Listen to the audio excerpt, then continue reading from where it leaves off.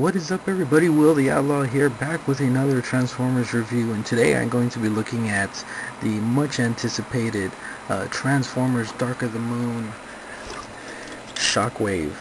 Now, after seeing the film and after seeing what happened with Shockwave in the Dark of the Moon movie, much like a lot of people, I was disappointed, but what are you going to do with most of what Michael Bay does with the Transformers movies. One good thing to come out of that, though, is the fact that they were able to make a figure, and Shockwave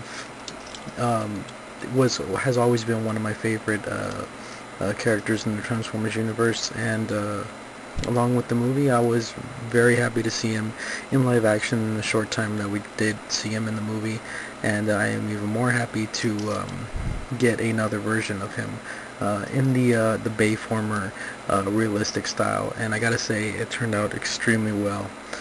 He is a Voyager class, so he is not a leader class like I was hoping, but I'm not complaining about that at all.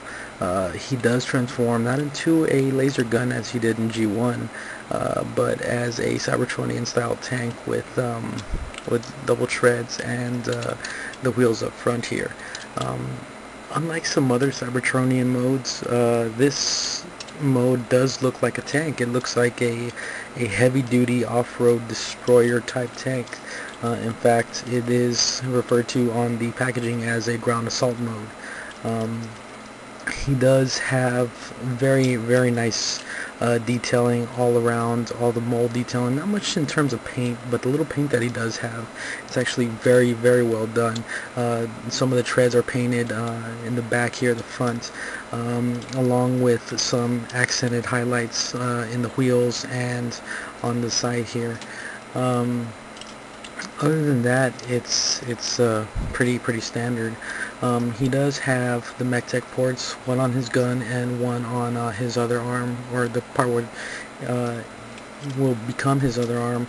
He also has a MechTech port here, as well as here, and here on either side of the back treads. He also has the clip system around his vehicle mode.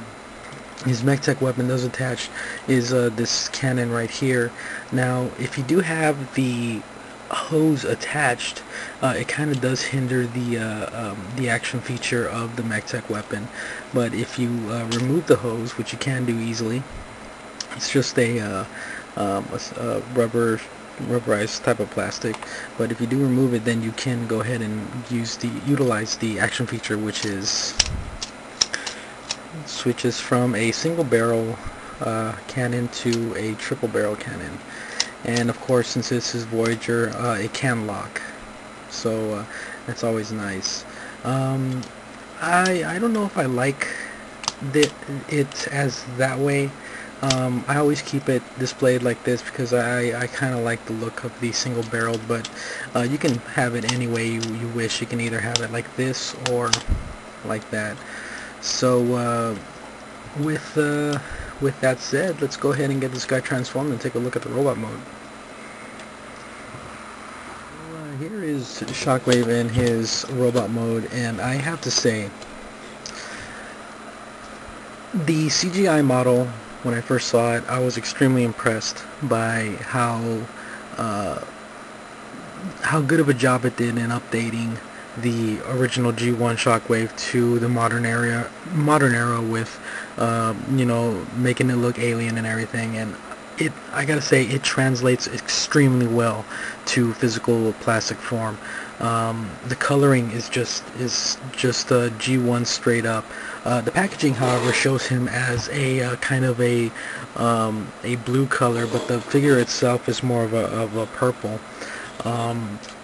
The color scheme on this guy is just so well done, with the purples and the silver and the all the different paint applications that went into this guy. It's just extremely well done. I'm really digging it.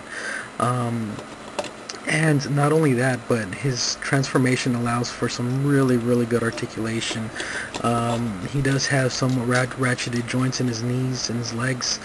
and he does have kind of a, due to the transformation, he does kind of have a double jointed knee, but there is a peg in there to connect that, so it has better stability. His feet are nice and wide, but they are permanently in this angular, stuck in this angular way, so that you have no choice really, if you want to stand them up straight, to have his legs kind of out like that, which I really don't have a problem with. But other than that, you can have him in some really cool poses. The hose back here that does connect from the gun over to this area, it does hinder posability. Once again, it is removed, but it just looks so cool attached to the gun, from the gun to his back. But it does hinder articulation. The gimmick does still work, but once again, if you position it in a certain way, you can get past it through the hose. But you know, the hose does really hinder that. My favorite part of this whole figure is the head sculpt. I am really liking this head sculpt. It conveys Shockwave. It's very alien, it's very evil, and the light piping on the eye is just perfect. I always feel that light piping works perfectly with one-eyed Transformers for some reason, and this one is no exception. So with that, it's definitely one of my favorites, this Shockwave figure. So bottom line, this whole Dark of the Moon line was somewhat of a mixed bag when it came to figures. You know, to me it was somewhat of a mixed bag, but definitely Shockwave was one of the figures that I felt that I must get, and I am very glad to have picked him up. His articulation, his transformation, even his Cybertronian vehicle mode, which is usually a bad sign when it comes to figures, it's pulled off extremely well. If you don't pick up any other figure in this line, then Shockwave is definitely one of the ones that you need to look after and try to find.